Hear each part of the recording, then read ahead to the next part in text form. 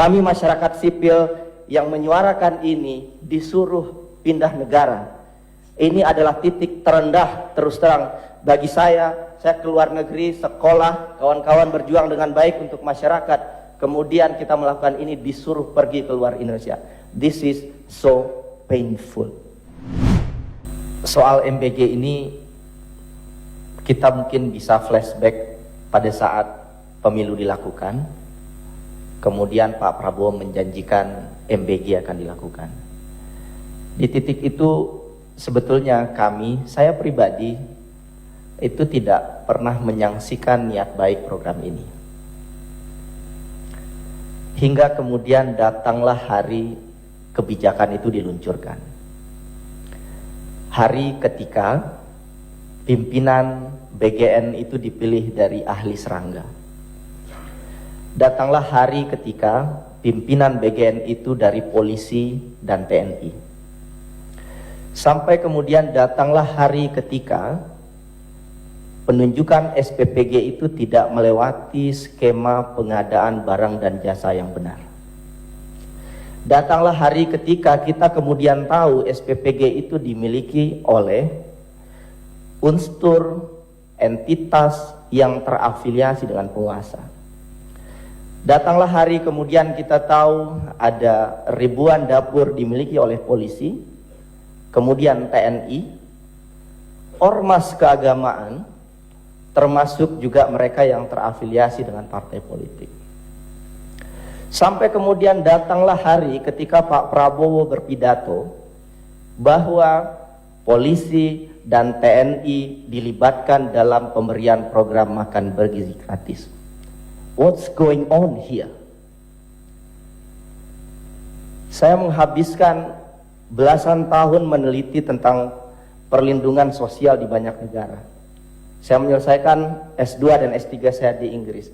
Tidak ada satupun negara di seluruh dunia yang program makan bergizi gratisnya dilakukan oleh aparat keamanan. Saya boleh katakan satu lagi.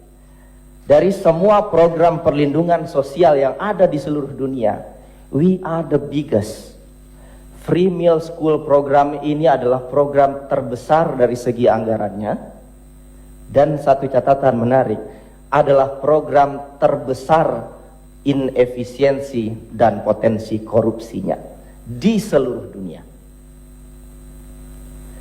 Hingga kemudian datanglah hari ketika kepala BGN ditangkap. Datanglah hari kemudian Kejaksaan Agung diminta berhenti untuk mengumpulkan data berkaitan dengan korupsi di MBG. Kami publik ditontonkan oleh irasionalitas yang tidak masuk akal. Andai kami boleh curhat Bapak Ibu, ini lembaga terhormat, titik terakhir yang kami mungkin bisa mengadu. Selama 2 tahun terakhir kami ngobrol diskusi dengan KPK. Kawan-kawan sudah berdiskusi dengan kementerian, segala macam kementerian, termasuk BGN. Pada saat studi kami dirilis dihadiri oleh BGN. Kami juga sudah datang bertemu dengan banyak entitas masyarakat sipil. Dan hingga detik ini banyak sekali yang kemudian kami tidak tahu lagi solusinya apa. Kami pernah ke Komisi Pengawas Persaingan Usaha. Yang jelas-jelas penunjukan SPPG ini melanggar prinsip itu. Yang kemudian memukul banyak petani lokal, peternak lokal, dan lain-lain. Per hari ini Bapak Ibu, instabilitas harga pangan luar biasa parah. Week to week, harga daging ayam dibandingkan minggu yang lalu itu meningkat lebih dari 10% di daerah yang paling banyak SPPG-nya. Jadi multiplier negatif effect dari MBG ini juga dirasakan oleh masyarakat yang tidak menerima MBG. Nah, dari semua proses yang kami lewati, Bapak Ibu, kami sudah melakukan studi, masyarakat sipil sudah menyuarakan, bahkan sudah sampai turun ke jalan. Nah, di titik ini saya hanya ingin sampaikan part yang paling menarik dari apa yang terjadi hari ini. Kenapa ini tetap berlanjut? Kenapa ini masalah tidak akan selesai? Karena mereka yang diam adalah mereka yang punya afiliasi paling kuat yang diuntungkan dari program makan bergizi gratis ini. Hari ini mungkin hari kesekian. Sebelumnya saya ke DPD Bapak Ibu, saya juga bicara apa adanya. Kami tidak ada konflik kepentingan sama sekali. Bapak Ibu bisa cek background track record kami masyarakat sipil. Keinginan dari masyarakat sipil itu sederhana. Program ini anggarannya itu masif sekali. Dan ditargetkan lagi 200-an triliun. Saya hanya ingin bilang, kalau seandainya mau fair bicara best practice di negara lain, Pak Presiden bisa telepon Pak Lula dari Brazil. Berapa anggaran free meal school di Brazil? Itu hanya 2% dibandingkan anggaran pendidikannya. Berapa di Indonesia? 34% dari anggaran pendidikan. Ini bukan anggaran baru, tapi memakan anggaran pendidikan yang sudah ada. Itulah terjadi yang kita saksikan hari ini. Saya ngajar di kampus, beasiswa itu mengalami pengurangan signifikan Bapak Ibu tahun ini. Anggaran pendidikan di daerah itu, pelatihan untuk guru, pelatihan untuk siswa sekolah di dinas pendidikan berkurang signifikan. Termasuk juga anggaran-anggaran pendidikan yang lain. Jadi ada trade-off kebijakan yang sangat mengerikan berkaitan dengan MBG ini. Nah, bicara soal multiplier effect, saya mungkin nggak akan panjang lebar. Saya kira kita sudah merasakan dampaknya hari ini. Rupiah terpukul. Dan kalau bicara rupiah Bapak Ibu, studi saya tentang finance, nggak ada lagi rumus metodologinya yang bisa memprediksi IHSG dan nilai tukar rupiah hari ini. Secara statistik, rumusnya sederhana, kepercayaan pasar. Dan kepercayaan pasar itu hanya bisa lahir kalau kebijakan strategis nasionalnya benar. Dan ketika kebijakan strategis nasionalnya tidak benar, kita menyaksikan hari ini capital outflow yang sangat-sangat parah. Mungkin bahasa ini sangat teknokratik dan rumit ya. Saya kasih contoh dampaknya pada masyarakat bawah.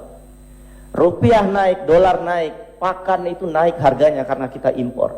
Dan itu memukul peternak dan petani kecil. Jadi multiplier effect ini sangat panjang Bapak Ibu, dan ini terasa langsung ke masyarakat. Dan hari ini kita hanya buying the time. Saya mungkin masuk ke poin terakhir, mungkin bisa ditambahkan oleh kawan-kawan yang lain. Bicara soal apa yang harus dilakukan ke depan, saya berharap kita tidak terjebak pada isu dapur harus higienis, penyerapan UMKM lokal harus sekian dan lain-lain.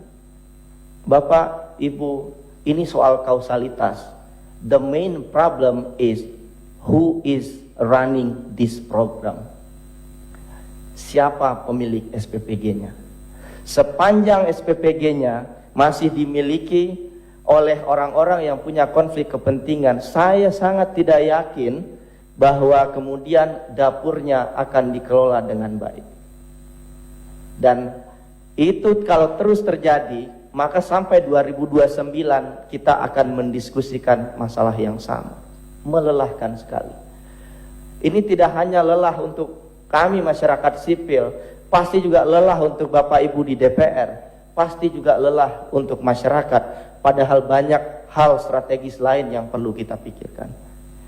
Maka di titik itu saya mungkin hanya akan bilang, secara demokrasi hanya ada 3 institusi yang bisa menghentikan dan mengevaluasi program ini. 1, Mahkamah Konstitusi, dan kami sudah ajukan judicial review dan gugatan, dan kemungkinan secara prediksi, kemungkinan belum tentu dan kemungkinan akan ditolak. Institusi kedua yang bisa menghentikan dan mengevaluasi program ini adalah Dewan Perwakilan Rakyat. Ada hak yang melekat di sana secara demokrasi. Dan entitas ketiga yang bisa menghentikan ini adalah Prabowo Subianto. Dan terus terang saya hanya ingin bilang dari 3 entitas ini kami berada dalam kekecewaan dan kekhawatiran ini tidak akan kemana-mana dan direspon oleh ketiga institusi ini. Sangat menyakitkan kalau kami berharap pada entitas keempat, yaitu Tuhan yang Maha Kuasa. Dan hari ini part terakhir yang ingin kami sampaikan juga, kami masyarakat sipil yang menyuarakan ini disuruh pindah negara. Ini adalah titik terendah terus terang bagi saya keluar negeri, sekolah, kawan-kawan berjuang dengan baik untuk masyarakat. Kemudian kita melakukan ini disuruh pergi keluar Indonesia. This is so painful. Terima kasih.